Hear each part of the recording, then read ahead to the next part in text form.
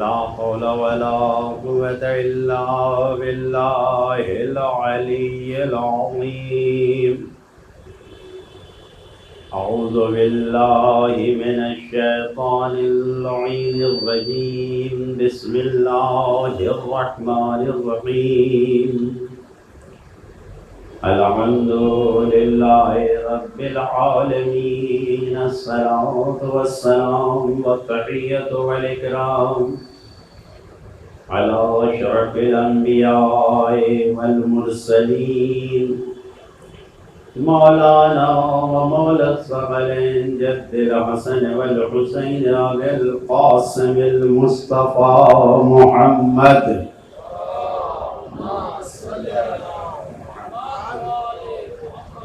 كتب مولانا الحسين عليه السلام: ألا إن السنة قد أميتت وإن البدعة قد أحيت. إن تسمعوا قولي وتطيعوا أمري أهدكم إلى سبيل الرشاد. صلوات على محمد وآل محمد.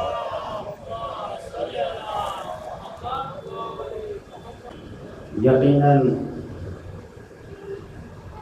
اہل بیت اطہار علیہ السلام کو عرصہ دینے کے لیے اور اپنی محبتوں کا ان سے اظہار کرنے کے لیے آپ جمع ہوئے ہیں. لہذا شروعات میں ہی اپنے تعزیت اور اپنے عرصے کو اہل بیت اطہار علیہ السلام کی خدمت تک پہنچانے کے لیے مل جل کر صلوات پڑھیں. اللہم صلی علی محمد وعلی محمد. بزرگان محترم، میزان گرامی، واقعہ کربلا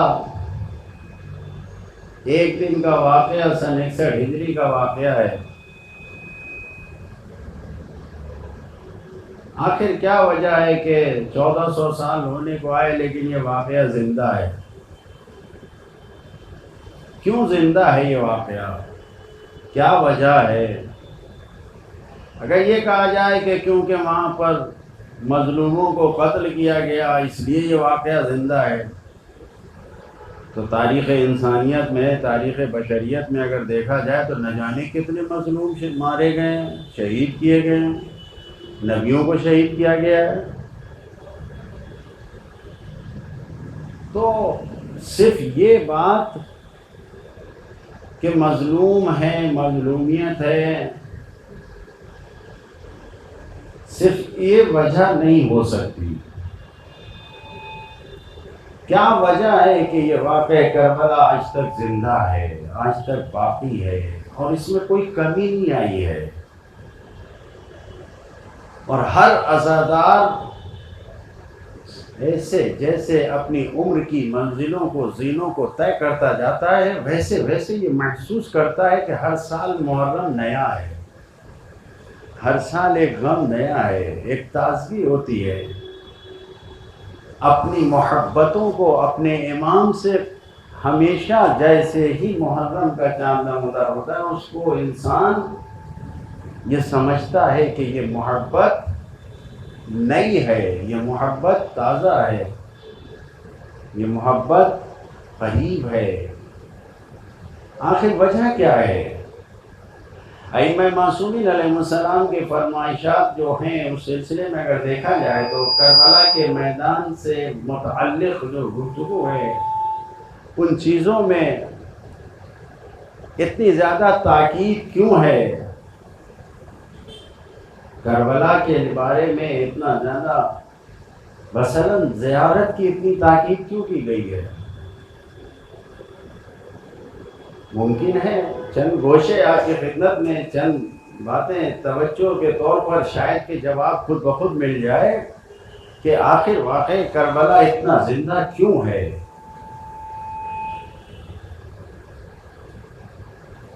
خود ائمہ معصومین علیہ السلام نے اس کو بیان کیا ہے. اور کیسے بیان کیا ہے؟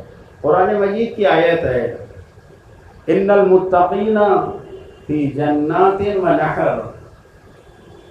فی مقعد صدق عند ملیک مقتدر. یہ قرآن مجید کی آیت ہے، قرآن مجید کی آیت ہے. ائمہ معصومین علیہ السلام نے بیان کیا اس کے بارے میں. آپ دیکھیے زیارت جامع کبیرہ میں جو گفتگو کی گئی ہے، اس گفتگو میں ایک جملہ ہے کہ من والاکم فقد والا اللہ، جس نے آپ سب سے محبت کی اس نے خدا سے محبت کی. یہ جملہ زیارت جامع کبیرہ میں موجود ہے. تو ائمہ معصومین علیہ السلام ہمارے سامنے جو موجود ہیں، یہ سب کے سب ایک ہی درجے کے ہیں، ایک ہی منزلت پر فائز ہیں سب. لیکن یہ کربلا کی عزاداری، یہ کربلا کا واقعہ ہمارے لیے کیوں اتنا اہم ہے؟ خود ائمہ معصومین علیہ السلام نے اس کی اہمیت کو کیوں اتنا بیان کیا ہے؟ ذرا غور کریں زیارت کے مسئلے میں. اب آپ اس آیت مبارکہ کو دیکھیے کہ جو قرآن مجید میں اعلان ہو رہا ہے کہ ان المتقین، متقین صاحب تقوی وہ ہیں کہ جو جنتوں میں ہیں، نہر میں ہیں. اور یہی نہیں بلکہ وہ اپنے پروردگار کے نزدیک ملیک مقتدر، جو سب سے بڑا طاقتور ہے، جو خدا ہے، اس کے نزدیک ہیں. وہ مقام صدق پہ ہیں، وہاں پر ہیں. اب تفسیروں میں کیا بات کہی گئی ہے وہ نہیں میں بیان کرنا چاہتا ہوں. ہمارے لیے جو بیان کی گئی ہے وہ ہمارے 8ویں امام حضرت امام علی ابن موسیٰ رضا علیہ السلام نے بیان فرمایا.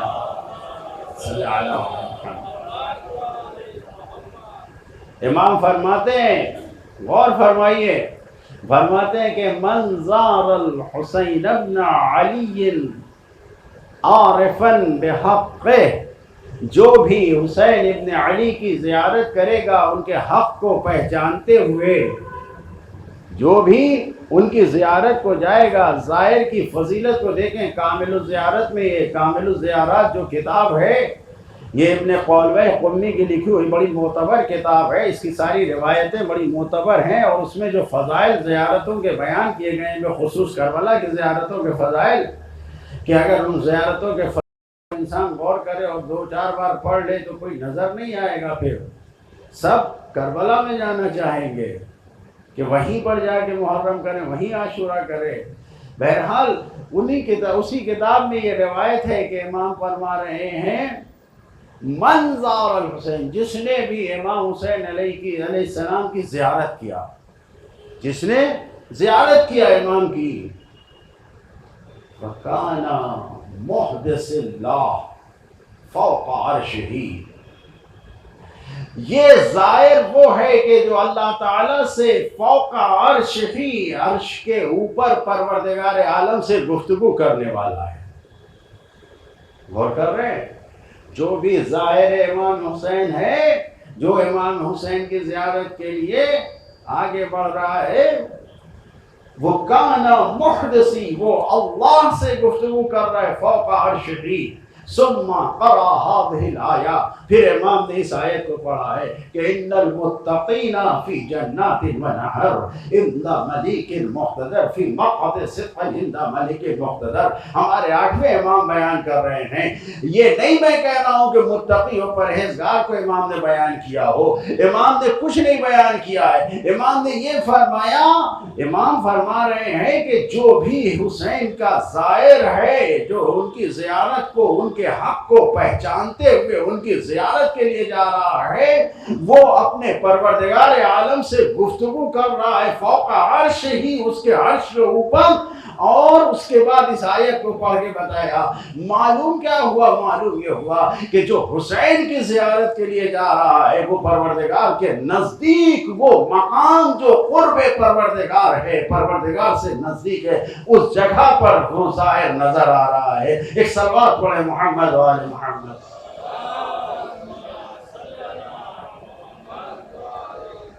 کم نہیں یہ رتبہ اتنا زیادہ روایتوں بیان کیا. ہمارے 6ٹھے امام حضرت امام جعفر صادق علیہ السلام فرماتے ہیں،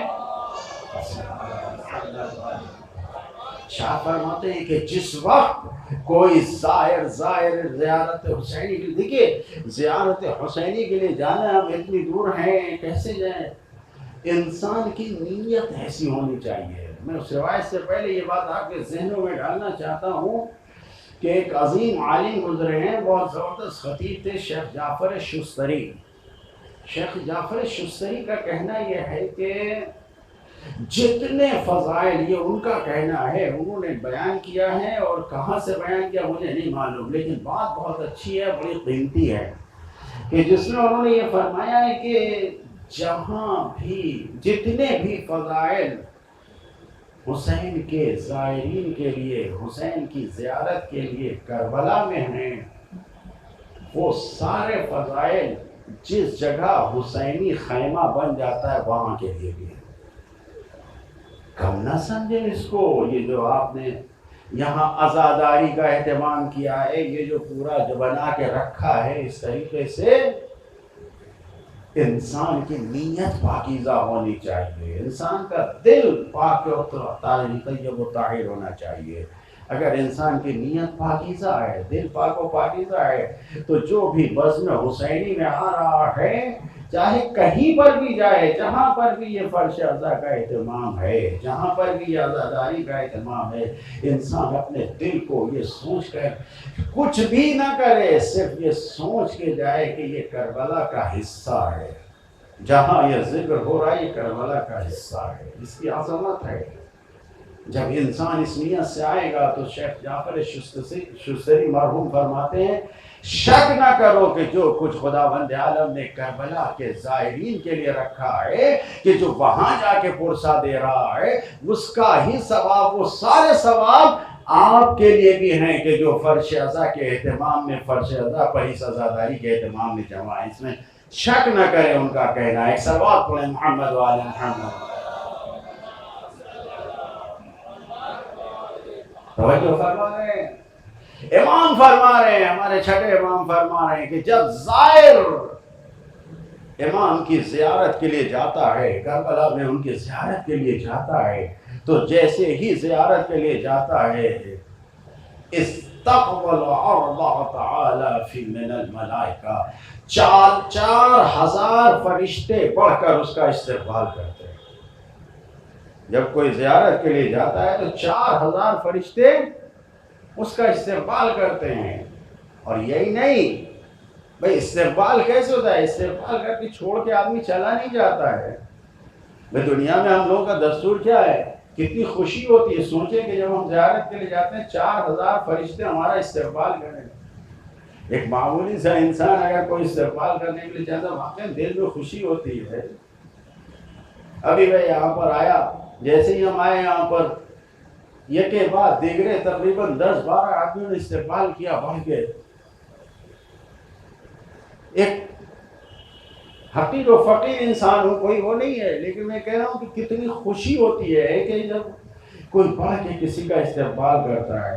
ذرا سوچیں، 4,000 اللہ کے فرشتے ظاہر حسینی کا استقبال کرتے ہیں. صلوات پڑھے محمد والی. اور کیا پھر استقبال کر کے چھوڑ کے چلے گئے؟ نہیں، ساتھ ساتھ رہتے ہیں. 2 روز، 4 روز، 10 روز، 20 روز، کتنے دن رہنا ہے؟ ساتھ ساتھ یہ فرشتے ہیں، گھوم رہے ہیں. اور جب رخصت ہوتا ہے زائر امام کے حرم سے، تو پھر یہ فرشتے آ کے اسے خدا حافظی کرتے ہیں. کربلا کی آخری سرحد تک، اول سرحد سے استقبال کر کے آخر سرحد تک استغفار کرتے ہوئے اس کو خدا حافظ کرتے ہیں. جاؤ. اور پھر کیا ہوتا ہے؟ یہ 4,000 فرشتے جو ظاہر کے لیے، پھر کیا انہیں چھوڑ دیتے، بھول جاتے ہیں؟ نہیں. خدا نہ خواستہ اگر یہ ظاہر بیمار ہو جاتا ہے تو یہ 4,000 فرشتے اس کی عیادت کے لیے آتے ہیں. ذرا اپنا رتبہ پہچانیے کہ آپ ظاہر حسینی بن جائیں تو کیا ہوتا ہے. آپ آئے ہیں اس جگہ پہ. میں نے عرض کیا مرحوم جعفر شستری کہ کربلا سے کم درجہ نہیں ہے اگر انسان سمجھے. ان مجلسوں کے، عزاداریوں کے جو اہتمام ہے اس سے کم درجہ نہیں ہے. امام فرما رہے ہیں 4,000 فرشتے بیمار پڑتا ہے تو اس کی عیادت کے لیے آتے ہیں. انتقال ہو جاتا ہے تو جنازے میں ساتھ ساتھ شریک ہوتے ہیں. کتنا مجمع آ جاتا ہے، بڑے بڑے قبرستان میں چلے جائیے، کتنا مجمع آ جاتا ہے، 1000 1500 2000 کا مجمع ہوتا ہے تو ہم لوگوں کی زبانوں پہ چرچا ہونے لگتا ہے کہ ارے آرام باغ میں اتنا مجمع ہو گیا، قبرستان میں اتنا مجمع ہو گیا۔ نہیں، 4000 فرشتے تو ایسے ہی ہر ظاہر حسینی کے ساتھ ہیں، فرشتے آ رہے ہیں، اور اب اس کے بعد نہ جانے کس ظاہر کا کون سا عمل خدا کی بارگاہ میں مقبول ہو جائے کہ جس کی بنیاد پر نہ جانے کتنے فرشتے اس سے عشق میں آ جائیں، اس کے ساتھ آ جاتے ہیں، اور کیا پھر چلے جاتے ہیں ہم لوگوں کی طرح کہ قبر میں دفن کیا اور پھر چلے آئے۔ نہیں، امام فرما رہے ہیں یہی فرشتے قبر کے اندر بیٹھ کے اس کے لیے دعائے مغفرت کرتے ہیں۔ ایک صلوات پڑھیں محمد والے۔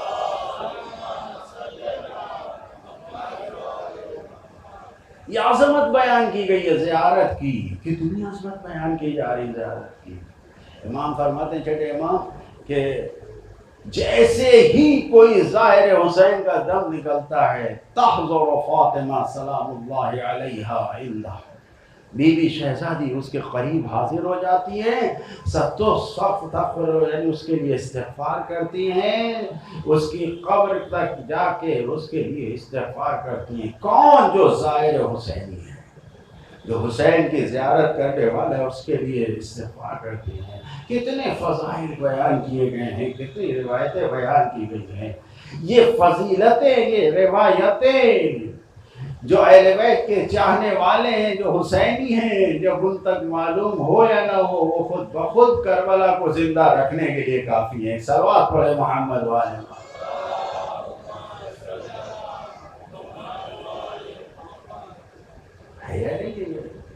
ائمہ معصومین علیہ السلام نے کتنی تاکید کیا ان مجلسوں کے لیے۔ چھٹے امام پوچھتے ہیں اپنے صحابی سے، مجلسیں کرتے ہو تم لوگ؟ یا رسول اللہ کیسے؟ کچھ لوگ جمع ہو جاتے ہو، ہماری فضیلتوں اور ہماری مصیبتوں کا بیان کرتے ہو؟ کہا جی کرتے ہیں ہم لوگ۔ تو امام نے کہا انی احب تلک المجالس، میں ان مجلسوں سے محبت کرتا ہوں۔ کم ہے، کوئی ثواب نہ ملے، صرف اگر امام معصوم کی نگاہ میں ہمارا عمل، ہمارا یہ حال، یہ مجلس، یہ ہمارا عمل امام کی نگاہ میں پسندیدہ ہو جائے تو کیا اس سے بڑی اور کوئی نعمت ہے؟ ذرا سوچے۔ امام فرما رہے ہیں کہ جہاں ہمارا تذکرہ ہوتا ہے، جہاں ہماری باتیں ہوتی ہیں، جہاں ہماری مصیبتیں بیان ہوتی ہیں، انی احب مجالس، میں ان مجلسوں کو پسند کرتا ہوں۔ اور اس کے بعد کہا کہ ایسی مجلسیں جہاں پر ہمارا امر، ہماری تعلیمات زندہ کی جاتی ہے۔ رحم اللہ من امر احینا، جو من احیا امرنا، جو ہمارے عمر کو زندہ کرے اس پر رحمت ہو خدا کی۔ اب امام فرما رہے ہیں یہ مجلسیں کتنی پسندیدہ ہیں، کتنی پسندیدہ ہیں۔ خود ہمارے 8ویں امام نے ریان ابن شبیب سے ان مجلسوں کے لیے کیا کہا ہے؟ یہ روایت آپ کے سامنے ہے کہ امام نے کہا کہ تمہیں معلوم ہے یہ کون سا مہینہ ہے؟ کہ محرم کا مہینہ ہے۔ امام فرماتے ہیں کہ یہ وہ مہینہ ہے کہ جاہلیت کے زمانے میں کان یحضر فی عصر الجاہلیت، جاہلیت کے زمانے میں مشرکین ان مہینوں کا احترام کرتے تھے۔ بھائی جب اسلام کی تعلیمات عام ہوئی، سرکار رسالت مآب صلی اللہ علیہ وآلہ وسلم نے صلوات پڑھیں مل کے،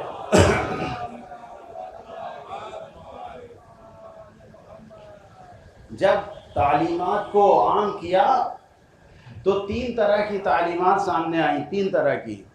کچھ ایسی تعلیمات تھیں، کچھ ایسی باتیں پائی جاتی تھیں، یعنی جو کلچر تھا، جو سماج میں چیزیں پائی جاتی تھیں کہ امام نبی نے اس کو قبول کر لیا، اچھی تھی تو قبول کر لیا۔ کچھ ایسی باتیں تھیں کہ جن کو نبی نے انکار کر دیا، کچھ باتیں تھیں قبول کر لیا، کچھ ایسی تھیں جن کا انکار کر دیا، اور کچھ ایسی باتیں تھیں جن کی اصلاح کر دیا، یعنی قبول کرنے جیسی تھی تو اصلاح کر کے اسے قبول کر دیا۔ جاہلیت کے دور میں جاہلیت کے دور میں 4 مہینوں میں جنگ کرنا حرام تھا. 4 مہینوں میں ذوالقعدہ، ذوالحج، محرم اور رجب، یہ 4 مہینوں میں جنگ کرنا حرام تھا. قرآن مجید کی آیت ہے، آپ پڑھتے ہیں یسألونک عن الشہر الحرام. اے نبی آپ سے سوال پوچھتے ہیں کہ یہ جو حرام کے مہینے تھے، یعنی جو احترام کے مہینے تھے، حرمت کے مہینے تھے، اس حرمت کے مہینے کے بارے میں جب آپ سے سوال پوچھتے ہیں تو اس میں جنگ کا کیا مسئلہ ہے؟ تو اللہ نے کہا اے نبی ان سے کہہ دیے کہ قتال اس میں حرام ہے، یعنی جیسے جاہلیت کے زمانے میں حرام تھا ویسے ہی یہ بھی حرام ہے. یعنی اس قانون کو اسلام نے ویسے ہی قبول کر لیا جیسے دور جاہلیت میں تھا. اس کو بدلا نہیں ہے، اس کی اصلاح نہیں کیا ہے، اس کا انکار نہیں کیا ہے. اچھا قانون تھا تو اس کو قبول کر لیا اسلام نے. امام فرما رہے ہیں کہ جاہلیت کے دور میں اس مہینے کا احترام ہوتا تھا، لیکن مسلمانوں نے جو نبی کا کلمہ بھی پڑھتے تھے انہوں نے اس مہینے کا احترام نہیں کیا. اور اس کے بعد پھر امام نے کہا کہ یبن شبیب ان کنتا باقین فبکی علی باقین شیء، یعنی کہیں پر بھی اگر تم جمع ہو رہے ہو، یا ہمارا کوئی مر جا رہا ہے، کوئی ہمارا مرحوم ہو جا رہا ہے، گھر کا کوئی بھی حادثہ ہو جا رہا ہے، اگر تمہارے لیے کوئی گریے اور غم اور سوگ کی کوئی مجلس، کوئی بزم، کوئی سبھا ہو رہی ہے، تو لشین جب بھی رونا ہو تو فب کے علی جد حسین، ہمارے جد پہ ہو.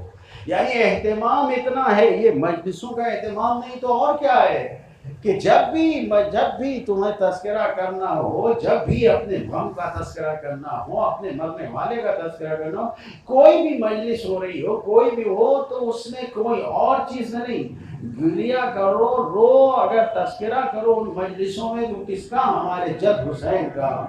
اور پھر وہ مسائل میں آپ سنتے ہیں کیوں کہ امام نے گریہ کر کے کہا کہ مجلسیں قائم کرو، اس لیے کہ جو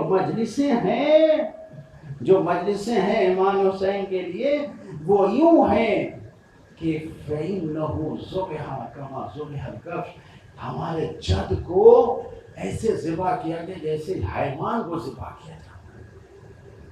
لہذا مجلسوں کو قائم کرو. ائمہ معصومین علیہ السلام نے مجلسوں کو برپا کیا ہے. تو جب خود ائمہ معصومین علیہ السلام نے اس واقعے کو زندہ رکھا ہے تو اس پہلا سوال جو میں نے شروع میں کیا وہ آپ کے سامنے جواب خود مل رہا ہے کہ ائمہ معصومین علیہ السلام نے زندہ رکھا ہے کہ جو آج ہر سال ایک سے زیادہ بڑھ کے غم منایا جا رہا ہے. صلوات پڑھیں محمد والے محمد. اور تیسری چیز، ائمہ معصومین علیہ السلام نے جو کربلا کی شان میں، جو اہل بیت کی شان میں شعر کہنے والے، مدح کرنے والے شاعر ہیں، نوحہ خان ہیں، ان کی کتنی عزت کیا ہے، کتنا ان کی عزت کیا ہے. کمیت اسدی وہ شاعر ہیں کہ جو چھٹے امام کے سامنے آئے اور انہوں نے آگے تذکرہ کیا ہے، امام نے گریہ کیا ہے اور پھر امام نے دعا کیا ہے، رحم اللہ الکمیت، خدا رحمت کرے، خدا کو اجر دے کمیت کو کہ جنہوں نے اپنے ایمان کو، اپنی خدمت کو ظاہر میں بھی چھپا کے بھی ہمارے لیے پیش کیا ہے، ہمارے لیے پیش کیا ہے. اور پھر یہی نہیں کہ ہمارے لیے رحمت کرے، ان کے اوپر خدا پیش کیا ہے، اور اس کے بعد دعا کیا امام نے کمیت کے لیے کہ خدا یا اس کو اس وقت تک عطا کرتے رہے حتی یرضا، آتے حتی یرضا، یعنی کمیت جو ہماری شان میں قصیدے کہہ رہے ہیں ان کو اس وقت تک عطا کرتا رہے کہ جب تک کہ وہ راضی ہو جائے. توجہ کیجئے، مداح اہل بیت ہے جو کربلا کی شان میں شعر کہہ رہے ہیں. ہارون مکفوف ہارون، یہ وہ صحابی ہیں جو چھٹے امام کی خدمت میں آئے. انہوں نے کہا میں نے سنا ہے کہ تم نوحے پڑھتے ہو اور نوحے لکھتے ہو. کہا یا رسول اللہ جی میں کرتا ہوں اس کام کو. تو امام نے کہا کہ جیسا تم کرتے ہو، ہارون مکفوف سے کہا جیسا تم کرتے ہو اپنے گاؤں میں، اپنے دیہات میں، اپنی بستی میں، ویسے ہی کرو، ویسے ہی کرو، ویسے ہی ذکر پڑھو۔ اور امام بیٹھ گئے اور اس کے بعد انہوں نے پڑھنا شروع کیا اور امام نے گریہ کیا ہے۔ آپ دیکھ رہے ہیں یہ وہ شاعر ہے کہ جو دیوبل خزائی، وہ شاعر ہے کہ جس کے لیے ہمارے 8ویں امام حضرت امام علی رضا علیہ السلام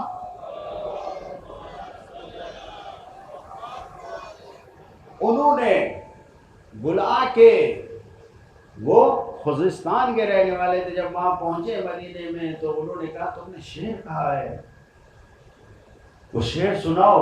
وہ شعر انہوں نے سنایا، مصاحب کے شعر تھے۔ امام نے صرف خود نہیں سنا، پردہ ڈال کے بیٹھا کے پردے کے پیچھے عورتوں کو بیٹھایا، اور پھر اس کے بعد ان اشعار کو کہا پڑھو جس میں تذکرہ تھا۔ اور جب وہ پڑھ چکے، چاہنے والوں کے سامنے اپنی وہ قمیص، اپنا کرتا، جو بھی کہے، جو کپڑا پہنے ہوئے تھے اس کو اتار کے دیوبل کو دیا کہ یہ لے کر جاؤ، اس میں نے اللہ کے لیے عبادتیں کی ہیں، یہ تم لے کر جاؤ۔ امام کا کپڑا، امام اپنا کپڑا تحفے میں دے رہے ہیں۔ یعنی یہ وہ شاعر ہیں، یعنی کتنے شعراء ہیں کہ جن جو ائمہ کے زمانے میں آئے ہیں۔ خود سید حمیری یہ چھٹے امام کے زمانے میں تھے۔ ایک ایسی جگہ پر جب امام سفر میں تھے، وہ سید حمیری آ گئے تو امام نے کہا کہ ایسے نہیں، ایسے نہیں، روکا۔ اور روکنے کے بعد کیا کیا امام نے روکا انہیں، اور روکنے کے بعد خیمے لگوائے۔ ایک خیمے میں عورتوں کو بٹھایا، ایک خیمے میں خود مرد بیٹھے سب، اور اس کے بعد وہ بیٹھے اور کہا اب پڑھو میرے جد کا موہا، بیٹھا کے پڑھایا۔ یہ وہ شاعر ہیں کہ جن کو امام نے اہمیت دی ہے، یہ وہ مدح خواہ و نوحہ خواہ ہیں کہ جن کو امام نے اہمیت دی ہے، اور اہمیت دینے کے ساتھ ساتھ ان کو ہدایہ دیا ہے، ان کو تحفے دیے ہیں، ان کے جنت کے اور آخرت کے مقام کو بیان کیا ہے کہ کس منزل پر ہیں، ان کے لیے دعائیں کیے ہیں۔ یہ وہ اعمال ہیں کہ جن کے ذریعے سے بیان کیا کہ کربلا کی عظمت کو بیان کیا گیا ہے۔ کربلا کے اسی طریقے سے کربلا کی خود خاک، جسے ہم خاک شفا کہتے ہیں، اس کی عظمت و منزلت کتنی ہے، کس درجہ کمال پہ ہے عظمت و منزلت خاک کربلا کی، کہ انسان جانتا نہیں ہے، سمجھتا نہیں ہے۔ فرزند رسول حضرت امام جعفر صادق علیہ السلام نے فرمایا اگر انسان خاک شفا پہ سجدہ کرتا ہے، عظمت دیکھیں حسینیوں، عظمت دیکھیں خاک شفا کی، اگر انسان خاک شفا پہ سجدہ کرتا ہے تو خداوند عالم کی بارگاہ تک پہنچنے کے لیے وہ ساتوں پردے جو انسان کو پہنچنے میں رکاوٹ بنتے ہیں، خاک شفا پہ سجدہ کرنے سے وہ ساتوں پردے ہٹ جاتے ہیں۔ وہ 7 پردے کون سے ہیں، کتنے بڑے ہیں، بیان کیا گیا روایتوں میں، بہت عظیم عظیم پردے ہیں۔ وہ ساتوں پردے ہٹ جاتے ہیں ایک خاک شفا پہ سجدہ کرنے سے۔ کتنی عظمت ہے اس خاک کی۔ 23 سال پہلے مولا علی صفین سے پلٹ رہے ہیں، طواف کیا، لوگوں نے دیکھا کہ ایک جگہ پر آ کے رک گئے، ساتھ میں جو لوگ تھے رک گئے ایک جگہ پہ، اور رکنے کے بعد طواف کیا، اور طواف کرنے کے بعد ایک جگہ پہ بیٹھے، اور بیٹھنے کے بعد مٹی کو اٹھایا، سونگھا، اور اس کے بعد کہا واہ لک ایھا التربہ، مبارک ہو تجھے اے خاک۔ اور اس کے بعد اسی مٹی سے خطاب کر کے مولا علی کہہ رہے ہیں، کیونکہ لوگ پتہ نہیں ساتھ میں رہنے والے برداشت کر پاتے یا نہیں، سمجھ پاتے یا نہیں، مولا کہہ رہے ہیں کہ ان قریب کچھ دنوں کے بعد تیری زمین پر ایسے لوگ آئیں گے کہ جو محبوب خدا ہوں گے، جو محبوب خدا ہوں گے، ایسے لوگ آئیں گے جن کے خون کی خوشبو تیری زمین پہ بس جائے گی۔ اور پھر ایک گفتگو کیا مولا نے، آپ دیکھیں ہر سوا کہتا ہے کہ میں نے آ کے اپنے بیوی سے کہا کہ آج تمہارے مولا، کچھ ایسے لوگ بھی ساتھ میں تھے مولا کے کہ جو پورے طریقے سے مولا کو نہیں سمجھ پائے تھے، تو آ کے اپنی بیوی سے کہتا ہے کہ تمہارے مولا جو، اس کی بیوی بہت چاہنے والی تھی اہل بیت کی، تو کہا کہ تمہارے مولا آج تو پتہ نہیں کہاں کی بہکی باتیں کر رہے تھے، مٹی اٹھا کے کہہ رہے تھے کہ یہاں پر کچھ لوگ آئیں گے۔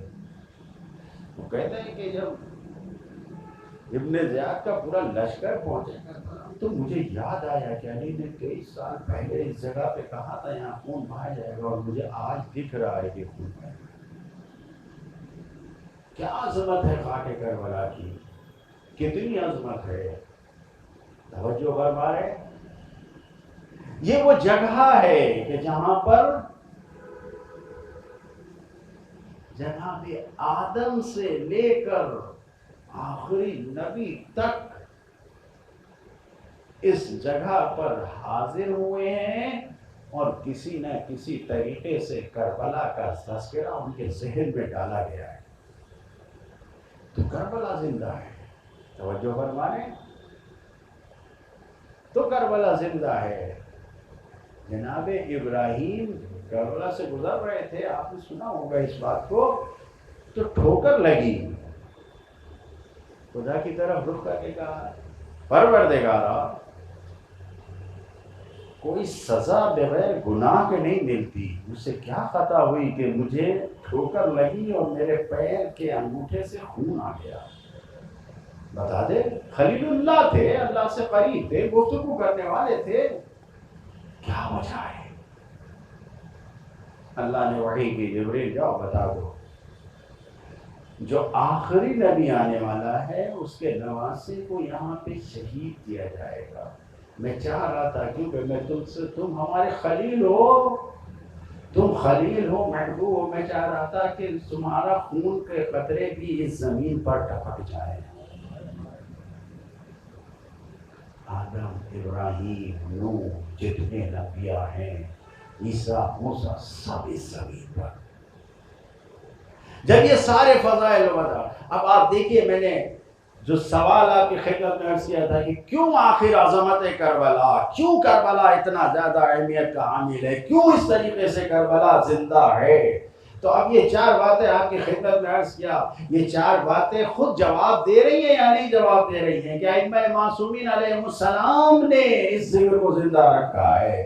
کربلا کی خاک ہو یا شعراء کے ساتھ جو آپ کے کارنامے ہیں، جو اعمال ہیں وہ ہو، یا خود زمین کربلا کے بارے میں جو باتیں بیان کی گئی ہیں، یہ ساری چیزوں کے بارے میں جو کچھ کہا گیا ہے، یہ خود بیان کر رہی ہیں کہ کربلا میں ہمارا کیا مقام ہے، ہم کربلا کے لیے کیا کر سکتے ہیں، اور ہمیں کربلا کو کیوں زندہ رکھنا ضروری ہے، کیوں زندہ ہے یہ بھی معلوم ہو رہا ہے، اور کیوں زندہ رکھنا ضروری ہے۔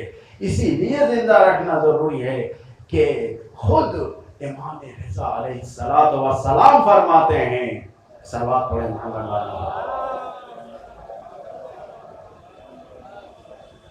کلنا سفن النجات، ہم سب کشتی نجات ہیں، ہم سب کشتی نجات ہیں، لیکن سفینۃ الحسین اوسع واسرع، حسین کا جو سفینہ ہے وہ سب سے بڑا، وسیع بھی ہے اور سب سے تیز بھی ہے، فاسٹ ٹریک پر ہے۔ ہم سب سفینہ نجات ہیں، ہمارے سارے امام نجات کی کشتی ہیں، سب نجات کے لیے ہیں، لیکن امام فرما رہے ہیں کہ حسین کا سفینہ سب سے پہلے اور سب سے تیز تمہیں خدا تک پہنچانے والا ہے۔ بہت سے گھروں میں تالے بند تھے، لیکن محرم میں وہ تالے کھل گئے، گھر آباد ہو گئے، کیوں؟ زہرا کے لہل کا ماتم کرنے کے لیے۔ لیکن ذرا غور کرے، خود زہرا کے لہل نے ارادہ کیا ہے اپنے گھر سے خدا حافظی کا۔ مدینہ ویران ہو رہا ہے، عزا خانے آباد ہو رہے ہیں، آپ نے آباد کیا۔ سال میں پورے سال آپ اس طریقے سے اس جگہ پہ جمع نہیں ہوتے، سوائے ان 10 دنوں میں کہ ایام اعزا جب آتا ہے تو آپ جمع ہوتے ہیں۔ یہ آبادی ہے، یہ اکٹھا ہونا ایک آبادی ہے۔ لیکن ذرا غور کریں کہ امام حسین علیہ السلام نے ارادہ کیا ہے مدینے سے جانے کا۔ تاریخ میں ملتا ہے کہ ہمارا مولا، ہمارا آقا، اس کے پاس پیغام آیا، مدینے کے حاکم ولید نے پیغام بھیجا۔ کیا پیغام بھیجا؟ سا کے آنے والے نے کہا کہ حاکم نے بلایا ہے۔ امام اٹھے جانے کے لیے، کچھ بنی ہاشم کو ساتھ لیا اور محل دروازے پر دربار خلافت پہ جا کے روک دیا کہ مجھے اکیلے بلایا ہے، میں جا رہا ہوں، اگر میری آواز بلند ہو جائے تو آ جانا۔ یہ کہہ کے امام گئے۔ جو خط شام سے آیا تھا ولید نے امام کے سامنے پیش کر دیا۔ امام نے اس خط کو پڑھا اور پڑھنے کے بعد امام نے رک کر کے کہا، اس اہم کام کے لیے کہ تجھے بیعت لینا ہے، میں نہیں سمجھتا کہ شب کی تاریکی میں تو سناٹے میں اس طریقے سے بیعت لے گا۔ کل لوگوں کو بلا دے، اعلان کر دے سب کے سامنے، میں اپنا موقف بیان کر دوں گا کہ مجھے کیا کرنا ہے۔ اور یہ کہہ کے امام اٹھے جانے کے لیے، جیسے اٹھے وہاں پر مروان موجود تھا اور اس نے کہا یا اس نے کہا کہ اگر ولید، اگر حسین ابھی چلے گئے تو پھر یہ واپس نہیں آئیں گے، یہ ہاتھ نہیں آئیں گے، یا ان سے ابھی بیعت لے لو یا ان کا سر قلم کر لو۔ یہ کہنا تھا کہ امام نے بختر میں بعض تاریخ نے لکھا ہے کہ گریبان میں ہاتھ ڈال کے زور سے جو آواز لگائی، اور بعض نے لکھا ہے کہ صرف آنکھوں کی طرف اٹھا کے دیکھ کے کہا، یبن زرقا انتا تقتلنی ام ہو، تو قتل کرے گا، اے نیلی آنکھوں والے کے بیٹے، تو قتل کرے گا مجھے یا یہ قتل کرے گا؟ یہ جو سامنے بیٹھا ہے کون مجھے قتل کرے گا؟ عزاداران مظلوم، امام نے کہا تھا آواز بلند ہو تو چلے نا، دروازہ کھول کے اب ذرا سوچے بنی ہاشم آئے ہیں، کون آیا ہوگا سب سے سامنے؟ نہیں لکھا ہے تاریخ میں، لیکن جو سب سے آگے رہا ہوگا وہ کون ہو سکتا ہے سوائے ابو الفضل عباس کے کہ قریب پہنچے۔ لیکن دیکھ رہے ہیں نگاہیں امام کی طرف، تلوار مروان کی طرف۔ امام دیکھ رہے، امام نے منع کیا نہیں، اور اس کے بعد امام واپس آ گئے۔ اور پھر عزاداروں نے مظلوم، تاریخ نے لکھا ہے، مقتل نے لکھا ہے کہ کس طریقے سے اعلان ہوا، گھر میں سب تیار ہوئے، امام جانے کے لیے تیار ہوئے، ادھر امام گئے اپنے ماں کی قبر سے رخصت ہونے کے لیے، اپنے نانا کے مزار کو سرخرا حافظ کرنے کے لیے، ادھر بیویوں کو پتا چلا، جانے کی تیاریاں شروع ہوئی۔ اب امام جب رخصت ہو کے آئے تو جیسے ہی گھر میں آئے، شہزادی زینب آئی، ثانیہ زینب نے آ کے پوچھا بھیا جانے کا ارادہ ہے؟ کہا ہاں۔ کہا میں بھی آپ کے ساتھ چلوں گی۔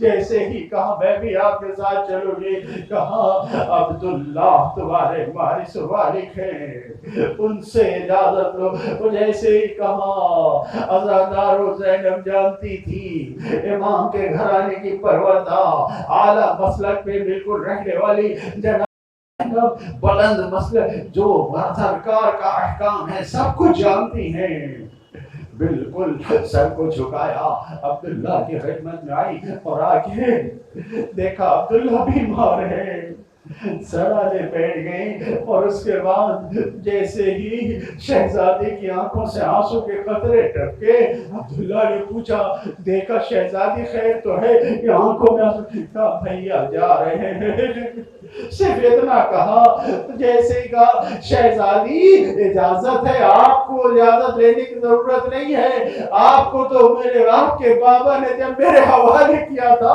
تو یہی شرط عقد تھی، یہی شادی کے وقت کہا تھا کہ جب حسین جائے گا تو زینب بھی جائے گی۔ لو عزادارو، اتنا کہنا تھا کہ شہزادی اٹھی عبداللہ سے خداحافظ کر کے جانے لگی، جیسے ہی باہر نکلی دروازے پہ تھی، آواز دیا بی بی ذرا تشریف لائیے۔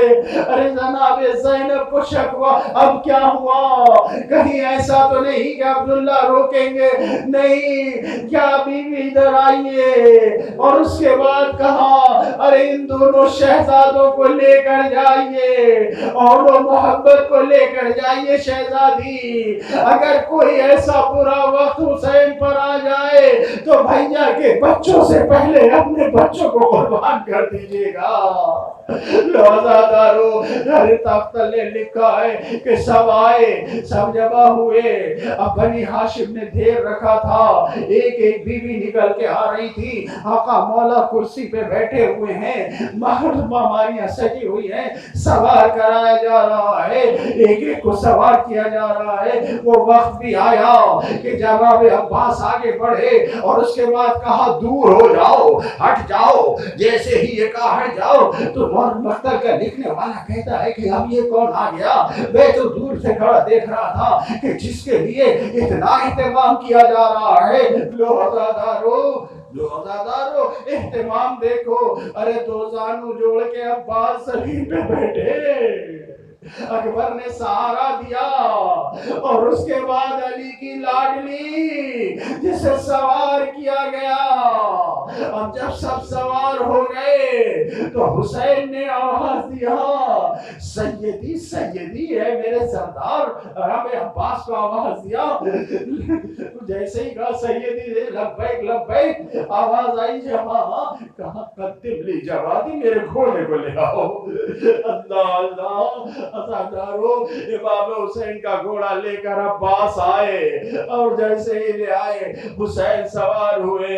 عزادارو یہ قافلہ مدینے سے شہر کے وقت رخصت ہوا اور یہ قافلہ چلا، ارے مکے آیا، کربلا پہنچا، ظہر، بس مجھے ایک منظر تک بس آپ کے سامنے عرض کرنا ہے عزادارو، ارے حسین نے کربلا میدان کو جب مدینے سے رخصت ہو رہے تھے آپ نے منظر دیکھا، لیکن جب عصر عاشور حسین خیمے میں رخصت ہونے کے لیے آئے، عزادارو ایک مرتبہ مقتل کی طرف رخ کر کے آواز دیا، داہنے دیکھا، بائیں دیکھا، ونظر یمینا و شمالا، اور اس کے بعد آواز دیا این این مسلم ابن حفصہ، این این حالی ابن عروہ، این این حبیب ابن مظاہر۔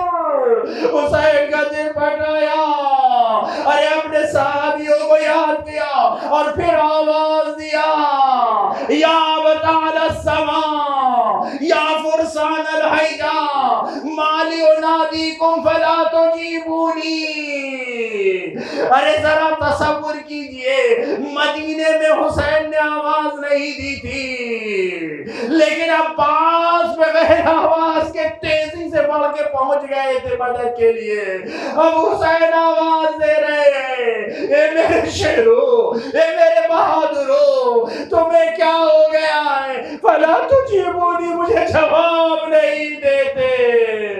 زینب نے نزاکت کو دیکھا، خیمے کے پردے کو ہٹا کے آواز دیا بھائیا بہن مدد کے لیے حاضر ہے۔ الا لعنت اللہ علی القوم الظالمین۔